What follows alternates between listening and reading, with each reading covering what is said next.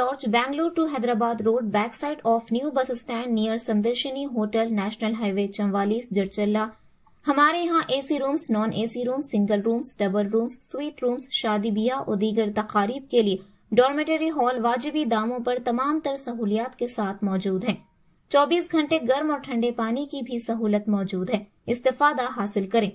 मजीद तफसीलात के लिए फोन नंबर 9652181787 या फिर 8499880847 पर रब्त पैदा करें। अस्सलाम वालेकुम नाज़रीन, NH TV में आप सभी का इस्तकबाल है। हुकूमत इस्मत दरी मुतासरा के साथ खड़ी है। चीफ मिनिस्टर रेवंत रेड्डी ने ओरकुंडा पेट इस्मत दरी के वाक़े की इंक्वायरी के अहकामात जारी किए। वज़ीर आला ने यकीन दिलाया कि हुकूमत मुतासरीन के साथ खड़ी रहेगी। जरचल्ले के MLA अनिरुद्ध रेड्डी का इंकशाफ। हल्का असम्बली जरचल्ले के MLA अनिरुद्ध रेड्डी ने इंकशाफ किया कि रियासत तेलंगाना के चीफ मिनिस्टर रेवंत रेड्डी ने ओरकुंडा पेट इस्मत दरी वाक़े की मुतासरा लड़की को यकीन दिलाया है कि हुकूमत उसके साथ खड़ी रहेगी। उन्होंने कहा कि हुकाम को हिदायत की है कि इस वाक़े में मुलविस मुजरिमों को सख्त से सख्त सजा दी जाए। जिला नगर कर्नूल और ओरकुंडा पेट मंडल में वाक़े अंजनी स्वामी मंदिर के करीब एक शादीशुदा खातून की इज्तिमाई इस्मत दरी के बाद MLA अनिरुद्ध रेड्डी ने मंगल को जाए वक़ू का मुआयना किया और मंदिर के मुकामी ओहदेदारों और पुलिस अफसरान से बात की। इसके बाद मुनक़्क़दा एक मीडिया कॉन्फ्रेंस से खिताब करते हुए अनिरुद्ध रेड्डी ने कहा कि चीफ मिनिस्टर रेवंत रेड्डी ने पहली बार ओरकुंडा पेट इलाके से ZPTC रुकने की हैसियत से कामयाबी हासिल की और इसके बाद जब भी उन्होंने इलेक्शन लड़ा वो ओरकुंडा पेट अंजनी स्वामी मंदिर में आए और खुसूसी पूजा की। उन्होंने ये भी कहा कि उन्होंने MLA के इंतखाबात के लिए अपना पर्चा नामजदगी भगवान आंजनेय स्वामी के चरणों में चढ़ाने और इनकी पूजा करने के बाद ही दाखिल किया। अनिरुद्ध रेड्डी ने वजाहत की कि CM रेवंत रेड्डी इस अहम मंदिर के करीब पेश आने वाले इस वाक़े को संजीदगी से ले रहे हैं और इस मामले में CM ने इनसे फ़ोन पर बात की है। उन्होंने कहा कि जबकि इस वाक़े में 8 मुल्ज़िमीन थे, उन्हें मालूम हुआ कि इनमें से 6 का ताल्लुक़ BRS से और 2 का ताल्लुक़ BJP से है। ताहम इनका कहना था कि कोई भी पार्टी रहनुमा किसी को ऐसे जुल्म करने के लिए नहीं कहेगा। यही वजह है कि तमाम जमातों के रहनुमा मुल्जिमान के खिलाफ सख्त कार्रवाई का मुतालबा कर रहे हैं, चाहे इनका ताल्लुक किसी भी जमात से हो। उन्होंने मजीद कहा कि अब सियासत की कोई अहमियत नहीं, असल काम मुतासिरा को इंसाफ फराहम करना और उसके साथ खड़ा होना है। अनिरुद्ध रेड्डी ने वाज़ेह किया कि कुछ लोग ये गलत मालूमात फैला रहे हैं कि इस्मत दरी का वाक़या आंजनेय स्वामी मंदिर के करीब पेश आया है। दर हकीकत मंदिर इस जगह से बहुत दूर है जहां ये वाक़या पेश आया है और ये कि जिस जगह ये वाक़या पेश आया है वो मंदिर की ज़मीन भी नहीं है। ताहम उन्होंने राय दी कि रियासत भर से अक़ीदतमंद ओरकुंडा पेट में वाक़े आंजनेय स्वामी मंदिर में आते हैं और मंदिर के पीछे एक बड़ा जंगलाती इलाका है, इसलिए मंदिर के अतराफ में हिफाजती इक़दामात को मज़ीद मजबूत करने की ज़रूरत है। उन्होंने कहा कि ख़ास तौर पर मंदिर के इर्द गिर्द रोशनी की सहूलियात को बेहतर बनाने के साथ साथ मंदिर के इर्द गिर्द बाड़ भी लगाई जानी चाहिए। उन्होंने कहा कि पुलिस पिकेटिंग सिर्फ हफ्ते के दिन की जाएगी जब मंदिर में बड़ी तादाद में अक़ीदतमंद आते हैं, लेकिन वो पुलिस अफसरान से बात करेंगे ताकि इस बात को यकीनी बनाया जा सके कि हर रोज़ एक पुलिस ऑफिसर मंदिर में मौजूद हो। उन्होंने कहा कि उन्होंने नगर कर्नूल ज़िले के SP वैभव गायकवाड़ से इस वाक़े के बारे में बात की और उन्हें यकीन दिलाया कि वो इस बात को यकीनी बनाएंगे कि पुलिस इस वाक़े के मुल्ज़िमीन के खिलाफ आज़ादाना कार्रवाई करे और वो किसी के दबाव में नहीं आएंगे। इस मौके पर सहाफ़ियों की जानिब से पूछे गए मुतादिद सवालात का जवाब देते हुए उन्होंने वाज़ेह किया कि अगरचे वो गैंग रेप के वाक़े के बारे में बहुत सी तफसीलात जानते हैं, लेकिन वो मुतासिरा की फलाह बहबूद और इंसानी वजूहात की बिना पर इन तफसीलात को ज़ाहिर करने से क़ासिर हैं।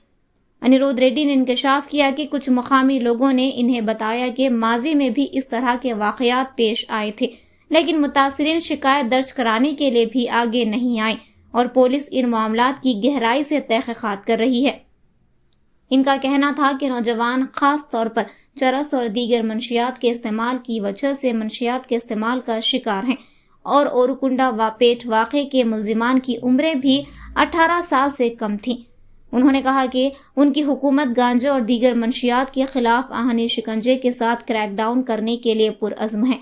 उन्होंने सवाल किया कि कार्रवाई सिर्फ उसी सूरत में की जा सकती है जब इन चीज़ों के बारे में जानने वाले हुकूमत को आगाह करें, और अगर वो इनके बारे में जानते हुए भी किसी को ना बताएं तो इन्हें कैसे रोका जा सकता है।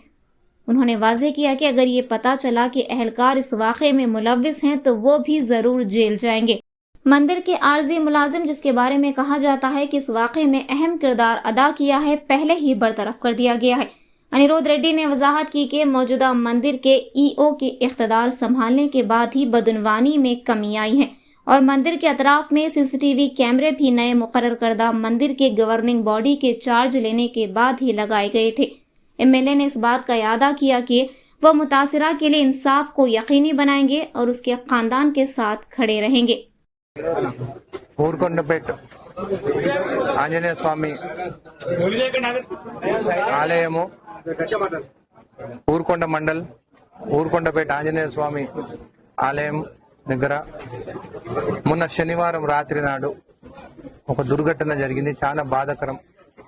ఒక మహిళ పైన బలాత్కారం జరిగిందని ఆరోపణలు, అదే విధంగా జరిగిందని ఇన్వెస్టిగేషన్ జరుగుతుంది.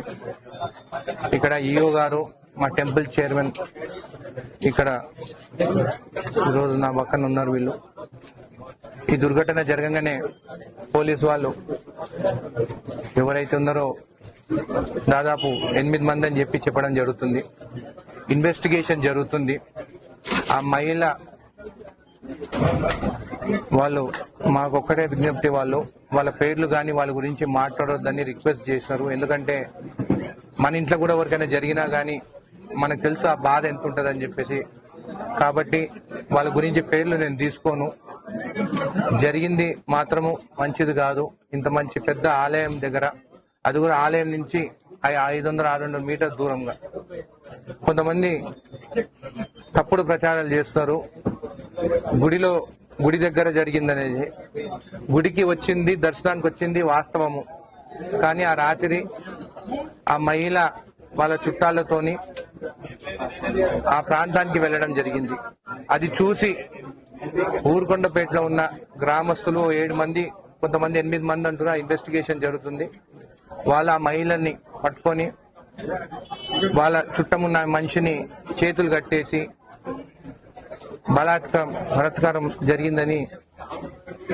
ఆ రోజు జరిగిందని కాదు, జరిగింది, అది నిజము. ఈ రాక్షసులు చేసిన పనికి ఈ రోజు నిజంగా ఊరుకొండపేట గ్రామస్తులు కానీ, నా జడ్చర్ల నియోజకవర్గాన్ని తల దించుకున్నట్టయింది. మాకు నిజంగా బాధాకరము.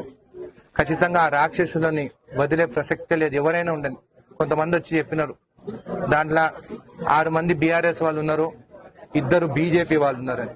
అంటే వాళ్ళకి లింక్ అయిన ఆ పార్టీలు ఉన్న సభ్యులు వాళ్ళు. అయినా కానీ నేను ఈరోజు ఆ పార్టీ పెద్దలను కానీ ఎవరిని కానీ నేను చిల్లర రాజకీయాలు చేస్తానని. ఎందుకంటే ఏ రాజకీయ నాయకులైనా కానీ ఆ పార్టీలో ఇలాంటి చేయని చెప్పి మాత్రం ఎవరు చెప్పరు. కానీ ఆ వాళ్ళు ఎవరైతే చేసినారో వాళ్ళు ఏందనేది మీకు చెప్తున్నాను. ఇన్వెస్టిగేషన్ జరుగుతుంది. ఇంకా ఇన్వెస్టిగేషన్ కంప్లీట్ కాలేదు, ఎంక్వైరీ కంప్లీట్ కాలేదు. ఖచ్చితంగా ఇలాంటి ముందు కూడా ఈ ప్రాంతంలో, ఎందుకంటే మొత్తము గుట్టలు జంగల్ ఉన్న ఏరియా వెనకాలంతా, ఇట్లా కొంత ముందు కూడా ఇట్లా జరుగుతుందని కూడా కొన్ని మాకు డౌట్స్ కొన్ని ఉన్నాయి. కాబట్టి అవి కూడా ఇన్వెస్టిగేషన్ చేస్తాం. ఎందుకంటే ఎవరైనా అక్కడికి ప్రాంతాలకు, ఆ ఏరియాకు పోతే వాళ్ళని పట్టుకొని ఈ 7 మంది వీళ్ళతో ఉన్న ఇంకెంతమంది ఉన్నారు కూడా వాళ్ళు కూడా బయటికి వస్తారు. వీళ్ళు ఇలాంటి పనులు చేస్తుందని చెప్పి కూడా మాకు కొంచెం ఇన్వెస్టిగేషన్ కొంచెం ఇన్ఫర్మేషన్ వచ్చింది. ఆ ఇన్వెస్టిగేషన్ కంప్లీట్ అయిన తర్వాత ఖచ్చితంగా పోలీసు వాళ్ళు అది బయట మీకు కూడా మీడియా కూడా చెప్తారని చెప్పి కూడా మీకు తెలియజేస్తున్నాను. ఈ రోజు ఈ ఆలయం మన సీఎం రేవంత్ రెడ్డి గారు కానీ జెడ్పీటీసీకి నిలబడ్డప్పుడు ఇక్కడికి ఆలయం నింటే దేవుని ఆశీస్సులతో నామినేషన్ వేయడం జరిగింది. దాని తర్వాత 3 సార్లు ఆయన ఎమ్మెల్యేకి నిలబడ్డప్పుడు కూడా ఇక్కడనే ఆశీర్వాదం తీసుకోవడం జరిగింది. అదే విధంగా నేను కూడా మన ఎమ్మెల్యేకి నిలబడ్డప్పుడు కూడా నేను కూడా ఇక్కడికి వచ్చేసి దేవుని పాదాలపైన నా బీఫామ్ పెట్టి నేను బీఫామ్ వేయడం జరిగింది. ఈ రోజు ఇంత పవిత్రమైన స్థలం గురించి అందరూ మాట్లాడుతుంటే నాకు కూడా బాధగా అనిపిస్తుంది. ఆ కుటుంబ సభ్యులకు ఖచ్చితంగా మేము అందరం అండగా నిలబడతాం. ఎందుకంటే అది జరిగింది మంచిది కాదు. మేము కానీ, మా పార్టీ, మా కార్యకర్తలు కానీ, ప్రతి ఒక్కరు జడ్చర్ల నియోజకవర్గం నుంచి కానీ, ఈ రాష్ట్రం నుండి కానీ ప్రతి ఒక్కరు ఆ కుటుంబ సభ్యులకి అండగా నిలబడతాం మేమని చెప్పి కూడా మీకు తెలియజేస్తాం. కానీ ఈ సమయంలో వాళ్ళకి మనం అండగా నిలబడాలి. కానీ వాళ్ళ గురించి కానీ వాళ్ళ పేర్లు కానీ మనం బయట పెడితే అది మంచి సంకేతాలు కావు వాళ్ళ కుటుంబ సభ్యులకు అని చెప్పేసి నేను వాళ్ళ పేర్లు కానీ ఏవి మాట్లాడతలేను. ఖచ్చితంగా మా ప్రభుత్వం కూడా అండగా నిలబడతామని చెప్పి కూడా మీకు హామీ ఇస్తున్నాను. దీని మీద మీ సీసీ కెమెరాలు ఉన్నాయి. పోలీసు వాళ్ళు అక్కడికి వచ్చి వెళ్ళడం జరిగింది. ఇది రాత్రి 11 ఆ మహిళ వాళ్ళ చుట్టాలతోని అక్కడికి వెళ్ళడం జరిగింది. అది చూసి ఒక సిబ్బంది ఎవరైతే టెంపుల్ అయినా రోజువారీ కూలీగా పనిచేసేటో చూసి వాళ్ళకి ఫోన్లు చేసి పిలిపించినారని చెప్పేసి కొన్ని ఆరోపణలు ఉన్నాయి, కొన్ని ఇన్వెస్టిగేషన్స్ తెలుస్తున్నాయి. ప్రతి శనివారం పోలీసు వాళ్ళు వస్తున్నారు.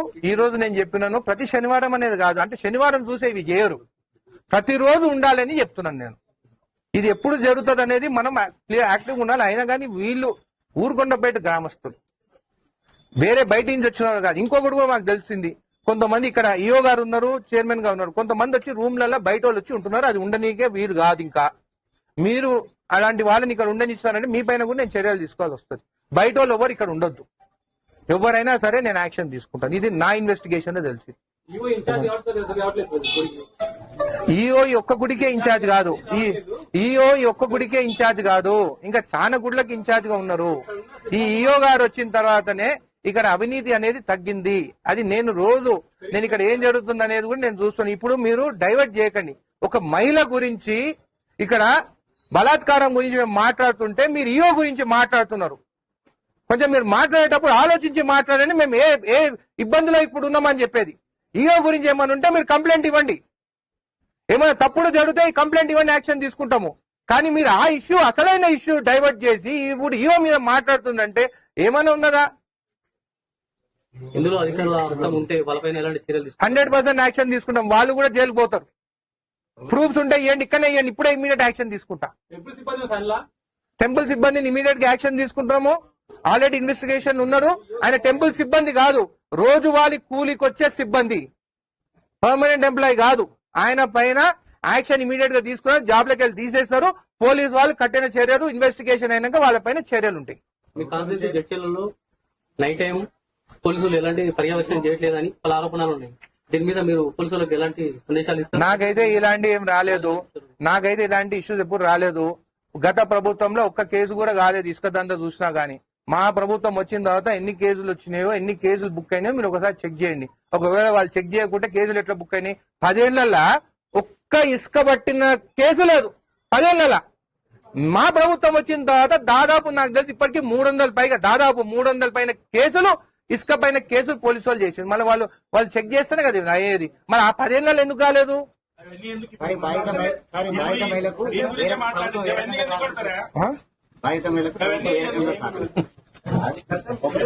ఆ మహిళకి మేము అండగా నిలబడతాం. మా గవర్నమెంట్ వాళ్ళకి సపోర్ట్ గా ఉన్నది. సీఎం గారు వాళ్ళ గురించి మొత్తము ఇన్వెస్టిగేషన్ అయిన తర్వాత వాళ్ళు మాట్లాడారు. ఖచ్చితంగా మా ప్రభుత్వం వాళ్ళకి అండగా నిలబడడం. ఆల్రెడీ సీఎం గారు నాకు ఆదేశాలు ఇచ్చినారు. సార్, భవిష్యత్తులో మళ్ళీ జరగకుండా ఎలాంటి జాగ్రత్తలు? సీసీ గానీ సెక్యూరిటీ గానీ చాలా సెక్యూరిటీ. ఒకటి లైటింగ్ పెంచమని చెప్తున్నాను. లైటింగ్ ఉండాలి ఏరియా అంతా. ఎందుకంటే వెనకాల మొత్తం గుట్టలు ఉన్నాయి. ఎందుకంటే ఇది మొత్తం ఈ చెట్టు తర్వాత ఏం కనిపించదు మనకు కూడా. లైటింగ్ కంచె వేసేది, ఫెన్సింగ్ ఏమని చెప్తున్నాము. ఇంకొకటి ఈ లోపల కూడా ఎండలు ఉన్నాయి కాబట్టి కూడా కొంచెం ఎస్టిమేషన్ వేసి మొత్తం షెడ్స్ కూడా ఏమని చెప్తాను. ఇంకొకటి బయట నుంచి వచ్చిన వాళ్ళు ఎవరైనా కానీ కూడా ఇక్కడ పోలీసు వాళ్ళు కూడా రెగ్యులర్ గా ఒక కానిస్టేబుల్ ఉండేటట్టు కూడా నేను మాట్లాడే ఒక కానిస్టేబుల్ ఇక్కడ ఉండేటట్టు కూడా నేను ఇమీడియట్ గా యాక్షన్ తీసుకోమని కూడా చెప్తాను. ఇప్పుడు నేను ఒకటి చెప్తున్నాను. ఇప్పుడు నేను ఏదైనా మాట్లాడినా గానీ ఆ మహిళ కుటుంబానికి ఇబ్బంది పడుతుంది. దయచేసి మనకు తెలిసినా నేను మాట్లాడలేకపోతున్నాను. ఆ కుటుంబ సభ్యులకు అండగా నిలబడుతున్నాను కాబట్టి నేను మాట్లాడలేకపోతున్నాను. हमारे चैनल को लाइक कीजिए, शेयर कीजिए और सब्सक्राइब करना ना भूलिए।